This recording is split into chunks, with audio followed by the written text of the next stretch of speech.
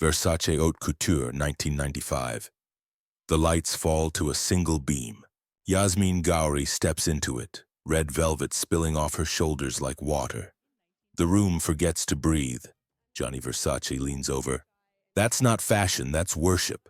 She doesn't smile. She never needed to. I didn't want to change who I was to fit fashion. I wanted fashion to grow up. She was born Yasmeen Ghauri on March 23, 1971 in Montreal, Canada, into a world that had very specific ideas about what beautiful meant in the Western sense. The answer was blonde, blue-eyed, European features that traced back to Greek statues and Renaissance paintings. Yasmeen possessed none of these qualities. Her father was Pakistani, her mother German, and their daughter was something fashion hadn't quite seen before. South Asian features with European bone structure, dark eyes that seemed to know something no one else had figured out yet, skin the color of desert sand in late afternoon light. Her first lesson wasn't about beauty. It was about not belonging to any single category. She grew up between languages and loyalties, Urdu prayers, German lullabies, Canadian winters, learning that belonging everywhere often means belonging nowhere. Pakistani families lived in certain neighborhoods, Germans in others, and mixed families existed in the spaces between, creating their own hybrid identities that borrowed from both cultures without being claimed by either. This taught her early. Being between worlds meant you could move through all of them without being trapped by any single one's expectations. Her father wanted her to be practical: education, career, security. Her mother wanted her to be cultured: books, music, appreciation for beauty in all its forms. Yasmeen absorbed both influences, becoming someone who understood that survival required pragmatism, but that life without beauty wasn't worth the surviving. She was working at McDonald's in 1988, 17 years old, saving money for university because that's what practical Pakistani Canadian girls did when they didn't know what else to do. The work was humbling, taking orders from people who didn't see her, cleaning tables between rushes, coming home smelling of fryer oil and exhaustion.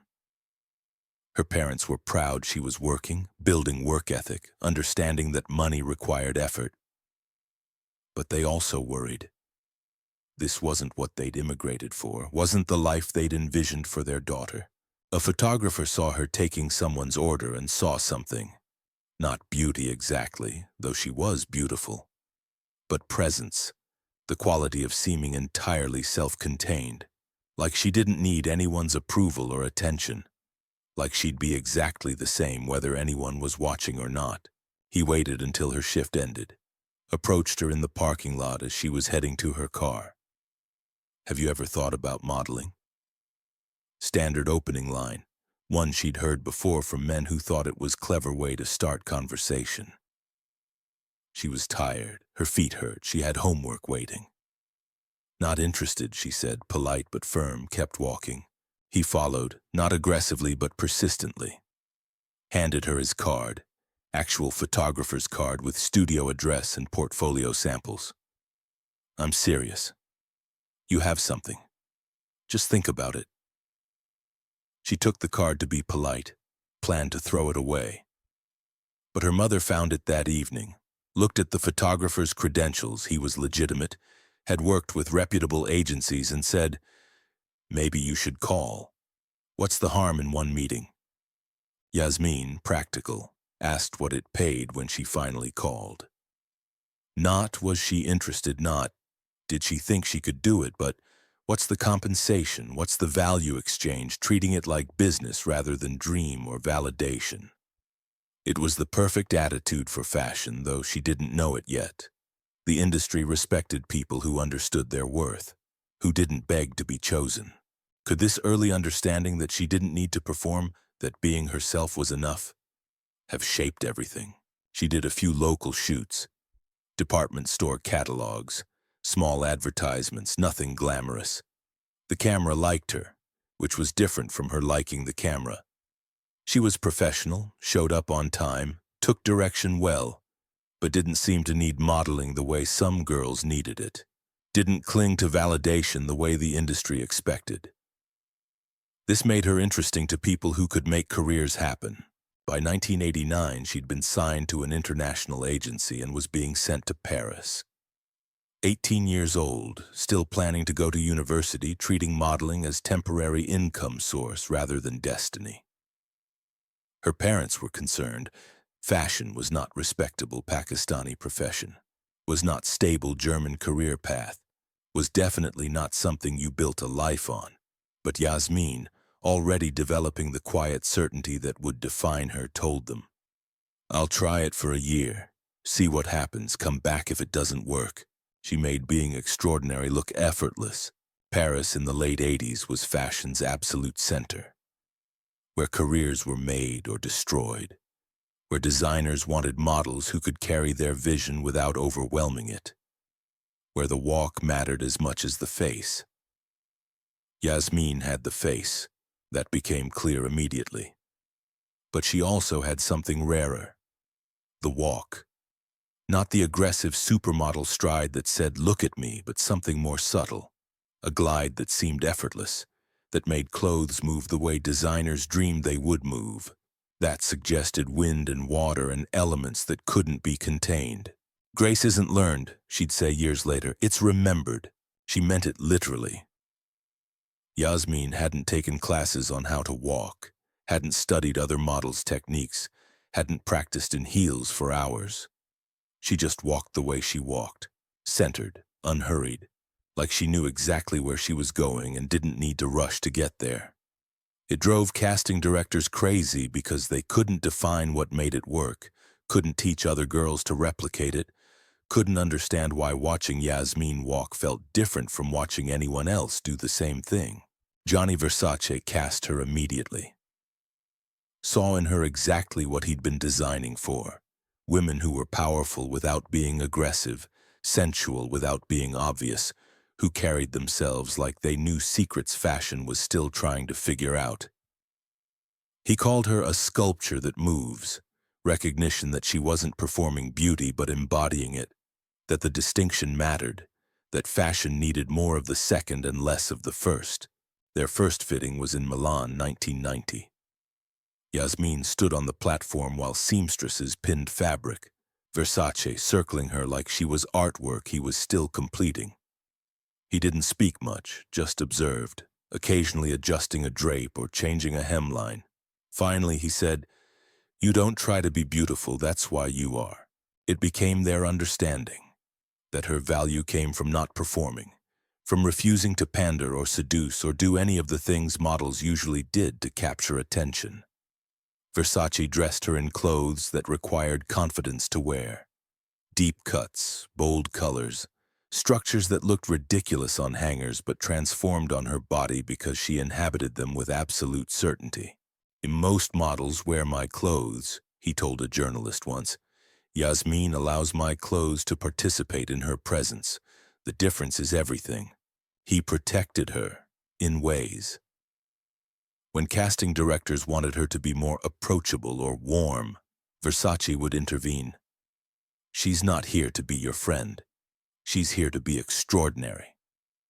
When photographers asked her to smile more, to be sexier, to give them something beyond the serene expression that was her signature, Versace would say, "You're asking wrong question.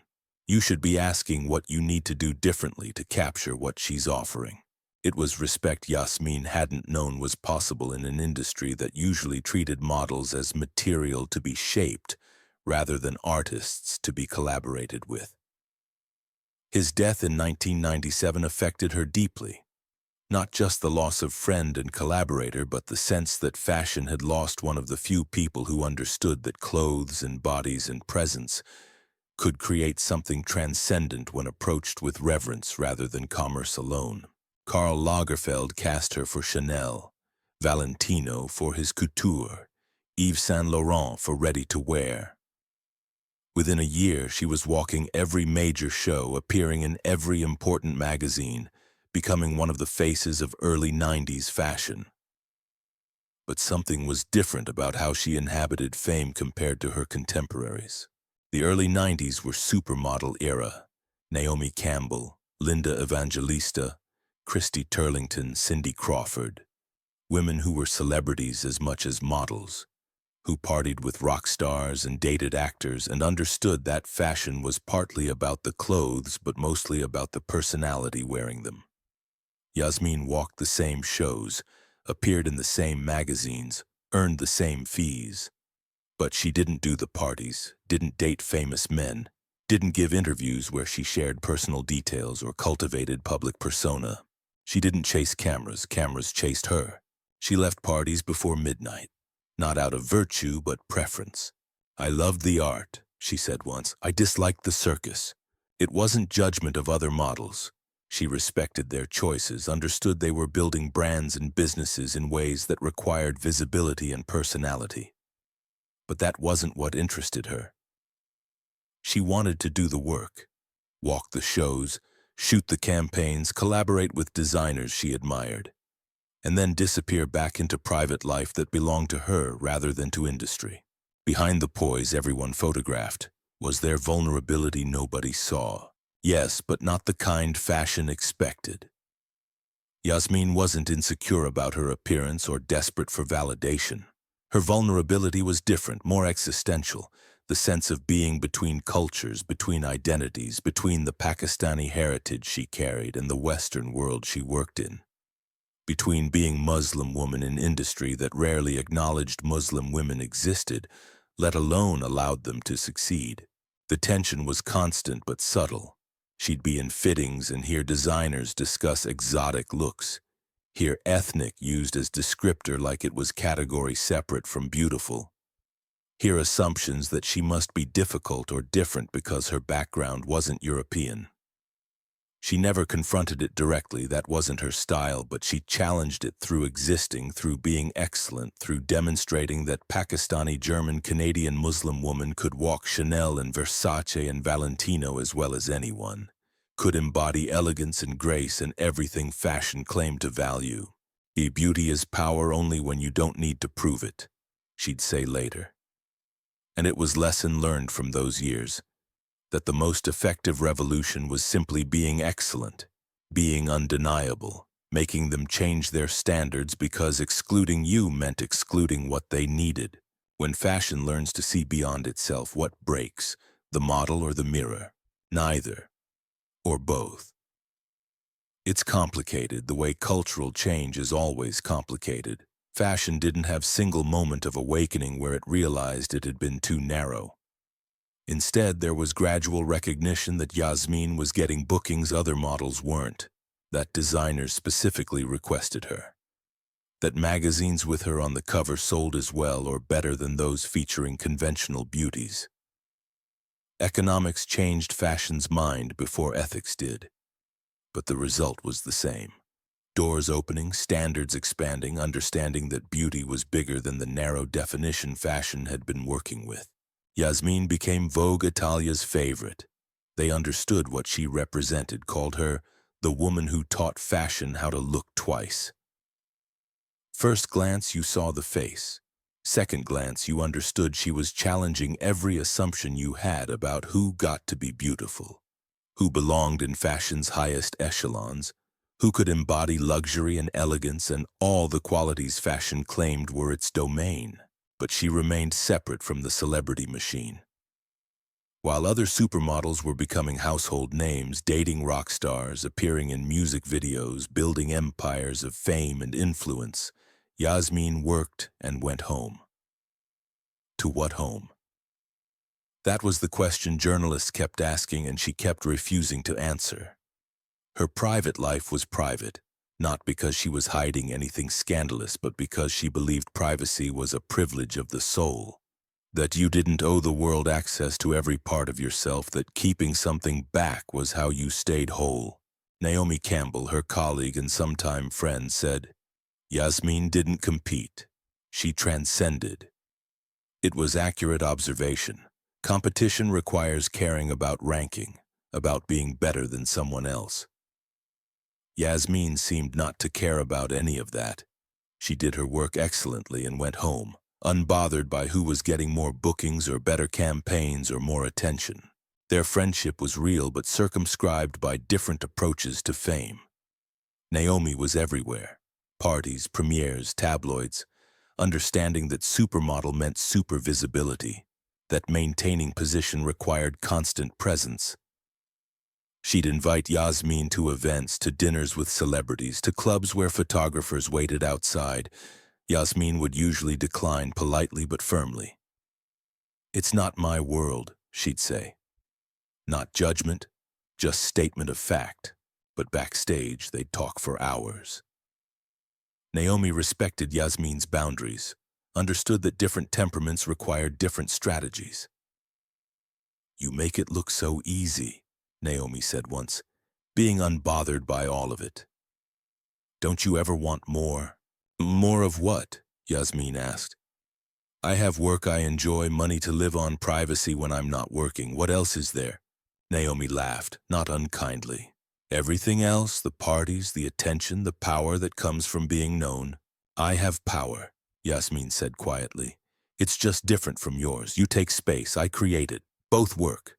Linda Evangelista was more overtly competitive, famously declaring she wouldn't get out of bed for less than $10,000 a day. She'd look at Yasmeen's quiet approach and wonder aloud how someone so passive could book such prestigious work. But passive wasn't accurate. Yasmeen was selective, which was different. She turned down jobs that didn't interest her, declined campaigns that felt wrong, said no to opportunities other models would have fought for. This selectivity made her more valuable, not less.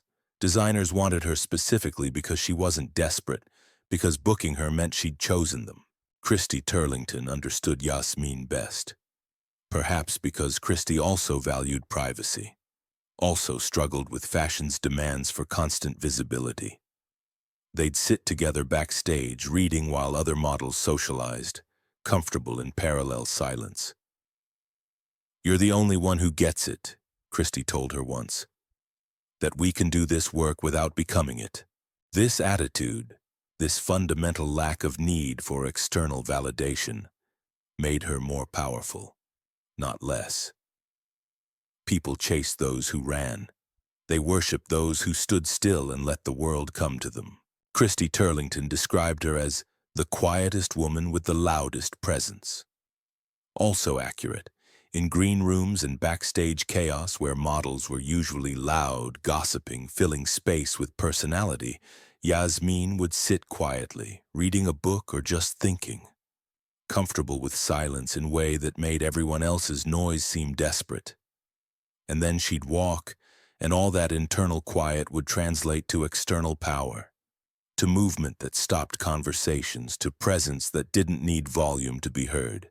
The quiet came from practice, literal practice, daily rituals that had nothing to do with fashion. She'd wake before sunrise, perform wudu, the ritual washing before prayer, and pray Fajr, the first of 5 daily prayers. Not performatively, not because anyone was watching, but because the structure mattered. Because starting the day with submission to something larger than herself created perspective that fashion couldn't shake. Between shows, she'd find corners, not for gossip or smoking like other models, but for brief meditation, for returning to breath, for remembering that her body was temporary vessel, and the work was temporary occupation, and none of it defined her essence. She practiced yoga, not the Western fitness version, but the original contemplative tradition, understanding asana as moving prayer as way of inhabiting body without being trapped by it. Her Islamic faith was quiet, private, lived rather than discussed. She didn't explain it to fashion people, didn't try to make them understand why she didn't drink at parties or why she'd duck out of fittings for prayer times or why Ramadan meant she'd be fasting during fashion weeks, working hungry and thirsty and somehow more centered than when she wasn't. The faith wasn't burden. It was anchor, keeping her tethered to something real when everything around her was artifice and commerce and temporary beauty that would fade the moment she aged past industry's narrow window. Some designers worried her faith would be problem. Would she refuse to wear revealing clothes? Would she need special accommodations? Would religion interfere with work? But Yasmeen understood context. On runway, she was playing role, wearing costume, participating in artistic expression that had its own rules separate from daily life.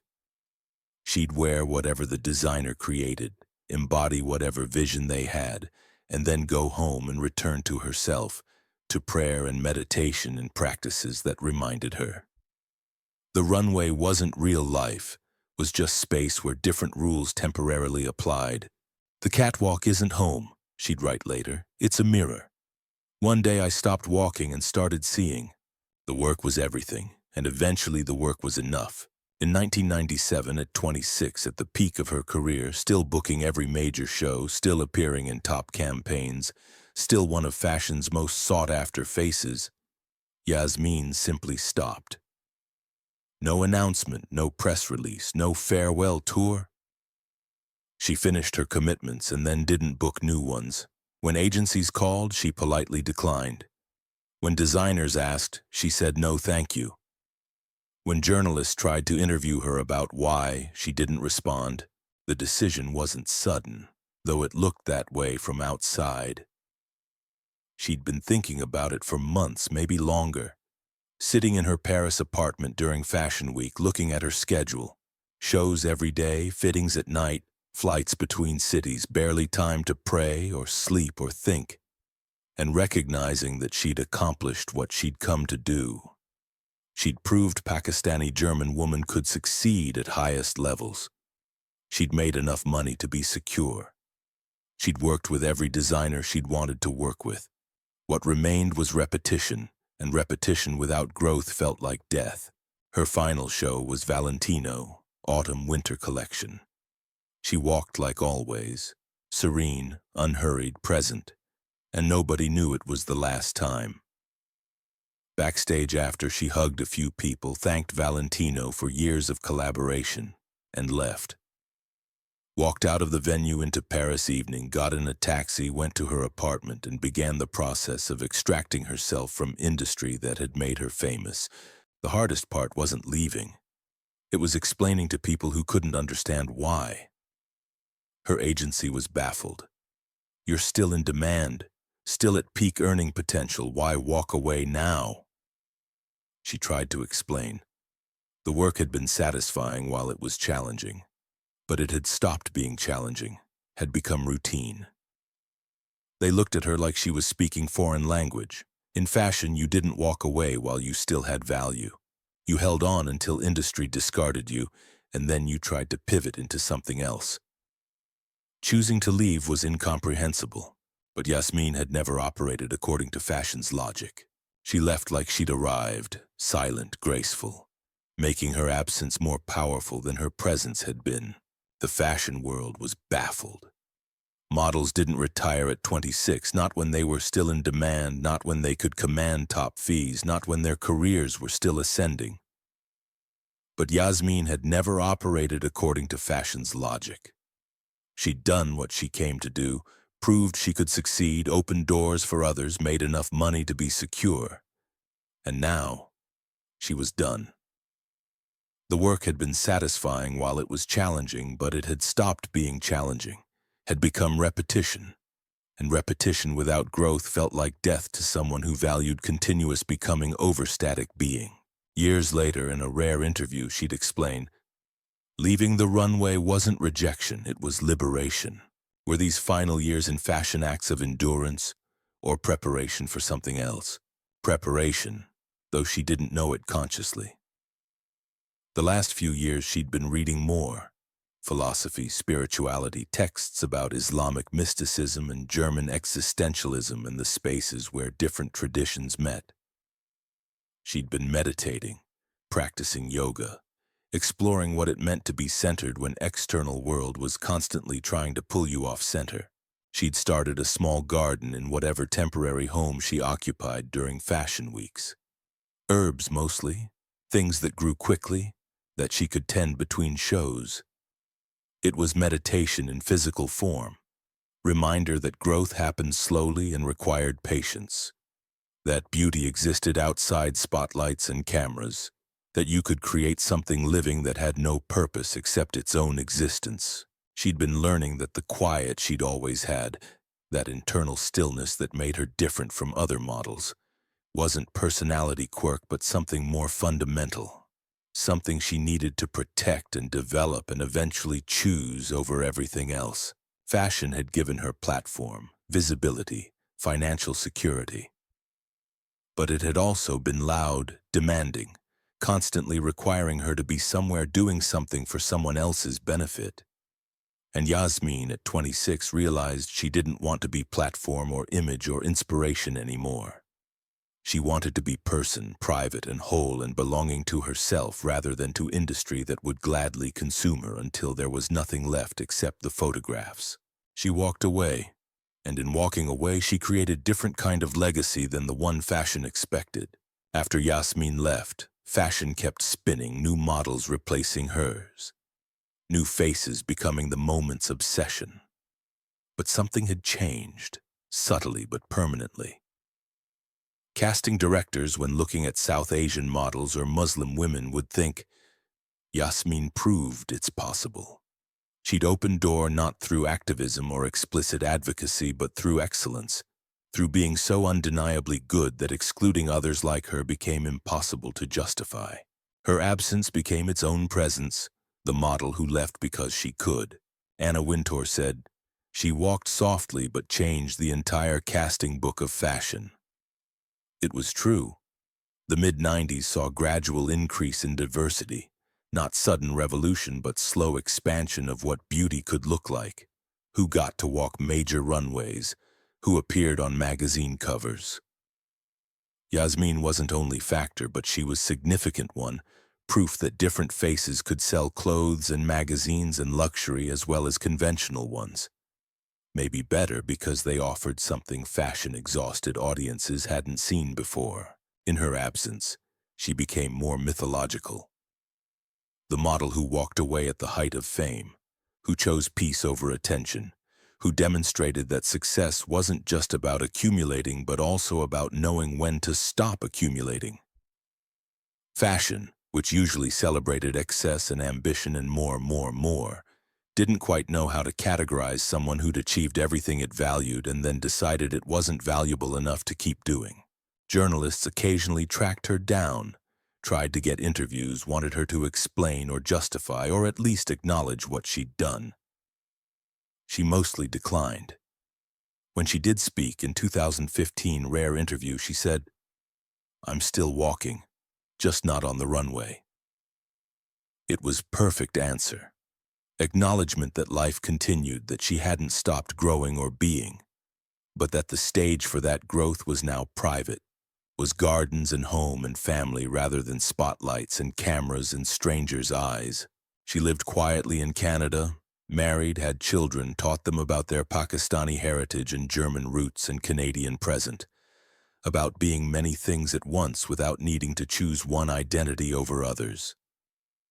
She read, meditated, practiced yoga, maintained the internal stillness that had always made her different. She gardened, literally growing things, tending to life that didn't require performance or documentation, that just existed because it existed. Marriage came after fashion, deliberately.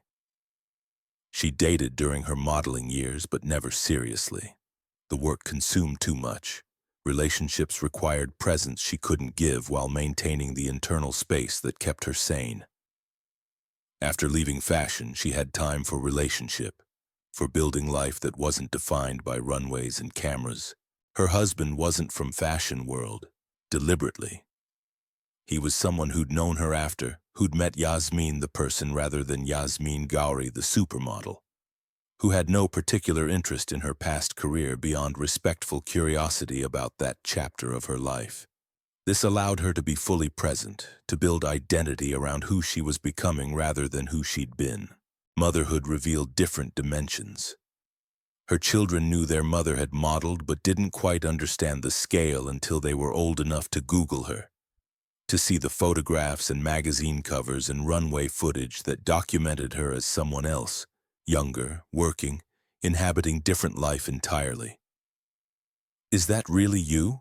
her daughter asked, looking at image of Yasmeen in Versace red velvet. It's who I was, Yasmeen answered carefully. Not who I am. She taught them prayers in Urdu, songs in German, raised them Canadian with full awareness of the cultures that fed into their existence. Took them to mosque for Eid, to Christmas markets during holidays, to Montreal neighborhoods where her parents had lived, showing them the McDonald's where photographer had approached her. Look, this is where it started. Not with pride exactly, but with acknowledgement that ordinary places could become extraordinary, that life turned on small moments you didn't recognize as significant until much later. She taught them about hijab not as requirement but as choice, about prayer as practice not obligation, about faith as relationship rather than rulebook. She wanted them to have what she'd had. Connection to tradition without being imprisoned by it, respect for heritage without needing to perform it for others' approval, understanding that being Muslim and being modern weren't contradictory but complementary. Most importantly, she taught them about saying no, about understanding their worth, about not needing external validation, about recognizing when something that looked like opportunity was actually trap. The world will try to tell you who you should be, she'd say. Your job is to know who you are strongly enough that their telling doesn't matter. I learned that silence has a sound. It's the sound of self-respect. Journal, 1998. Every model who walks away at peak success is channeling her, knowingly or not. Maybe that's what legacy is. Not being remembered for what you did, but for demonstrating what's possible. Yasmeen showed that you could succeed in fashion without losing yourself, could be beautiful without being consumed by beauty, could be famous without needing fame, could walk away when walking away was healthier than staying. She showed South Asian women and Muslim women that they belonged in spaces they'd been told were not for them. She showed fashion itself that it was smaller than it thought, that expanding its definition of beautiful wasn't charity but survival. The photographs still exist, will exist as long as fashion magazines and digital archives persist. Yasmeen in Versace's red velvet, in Chanel's structured elegance, in Valentino's romantic drama, in Saint Laurent's sharp tailoring. Yasmeen photographed by Peter Lindbergh in 1993, wind in her hair, gray sky behind her, eyes that seemed to see past the camera to whatever truth it was trying to capture. These images circulate still, referenced by young models who see in her something they want to embody, studied by fashion historians trying to understand what made the 90s significant. But the images are incomplete without understanding what they don't show. The decision to leave, the choice of privacy over fame, the understanding that being seen wasn't the same as being known, that you could give fashion your image without giving it your soul. She kept the first shoes she wore in 1990. Chanel show, not as trophy but as reminder, she said, of the shoes that taught me to walk confidently into a world that wasn't waiting for me. By which she meant, the world never waits for anyone. You walk in anyway, you do the work, you prove you belong, and then, and this is the part fashion never teaches, you leave when staying no longer serves who you're becoming. When asked in that 2015 interview if she missed modeling, she paused, considered, then said, I miss the art. I don't miss being the art. The distinction was everything. The difference between creating and being created, between agency and object, between woman and image of woman. Fashion had wanted her to be the second. She'd insisted on remaining the first, and when that became impossible, she'd walked away. There were moments probably of doubt, middle of night wondering if she'd made mistake, if she'd given up something valuable, if her children would resent not having mother who was famous and visible and celebrated. But these doubts, if they existed, remained private, part of the internal life she'd protected so carefully. What was public was clarity, certainty, peace, the sense of someone who'd made decision and stood by it, who understood that regret was wasted energy. that choosing meant accepting both what you gained and what you lost. Her children grew up with mother who'd been famous and chose not to be. When they'd ask about her modeling career, she'd show them photographs, talk about the work with respect but not nostalgia, make clear it had been important but wasn't everything. She gave them roots, Pakistani through her father's stories, German through her mother's traditions, Canadian through the country they lived in, and wings. Understanding that you could be many things, could honor multiple heritages without being trapped by any, could move through different worlds without needing to choose one as authentic and dismiss others as performance. It was the same lesson she'd learned in Montreal as a child, now passed to the next generation, that belonging everywhere and nowhere was freedom, not exile. I used to think strength was loud, she wrote in 1998. Now I know it's calm. When silence becomes power, does absence mean failure or the ultimate success? And if a woman walks away from worship, does she lose herself? Or finally find the self that worship obscured? Yasmeen answered both questions by living. Silence is power when it's chosen rather than imposed, when it comes from fullness rather than emptiness, when it's protection of sacred space rather than erasure. Absence isn't failure when presence had become performance, when being seen was preventing being known, when fame was costing more than it gave, and walking away from worship wasn't losing herself. It was refusing to be reduced to image, refusing to let Yasmeen Ghauri, the supermodel, consume. Yasmeen, the person who happened to model, insisting that her value wasn't determined by industry that would discard her the moment she aged, or trends changed, or newer face appeared. In the end, except it's not quite end, she's still living, still walking, still being. Maybe Yasmeen's life proves that fashion needs models more than models need fashion, that success isn't accumulation but discernment, that the most powerful thing a woman can do is walk away from validation when validation requires her disappearance. She wasn't loud like Naomi, wasn't entrepreneurial like Cindy, wasn't transformative like Linda.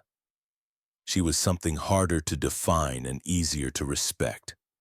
Self-contained, certain, graceful in the original sense of the word, full of grace, carrying something sacred that couldn't be photographed or documented or turned into commodity. The runway lights are still bright, still cold, still demanding bodies and faces in youth and hunger. Yasmeen's not standing in them anymore. She's in her garden in Canada reading a book under afternoon light, unhurried and unobserved, exactly where she wants to be. The gap between who she was and who she is doesn't exist. She's still the same person, just no longer performing for others, just being for herself, just walking through life the way she walked runways, centered, graceful, present without needing presence acknowledged. Somewhere a red velvet dress sleeps in archival darkness, its memory glowing brighter because she stopped wearing it. And that, choosing peace over attention, privacy over fame, being over seeming, is the kind of legacy that needs no spotlight to prove it mattered. The light is still desert gold, still warm, still beautiful in that way beauty is when nobody's selling it. Yasmeen Ghauri at 50-something, finally home. Having spent her 20s proving she belonged in fashion and her 30s and 40s proving she didn't need it. The gap between image and essence closed. The woman and the model finally the same person, walking through her own life with the same grace she brought to runways. But this time, for no audience except herself, just walking, not on the runway. When grace no longer needs an audience, does it fade or finally reveal itself? And if silence outlasts applause, which one tells the truth about power?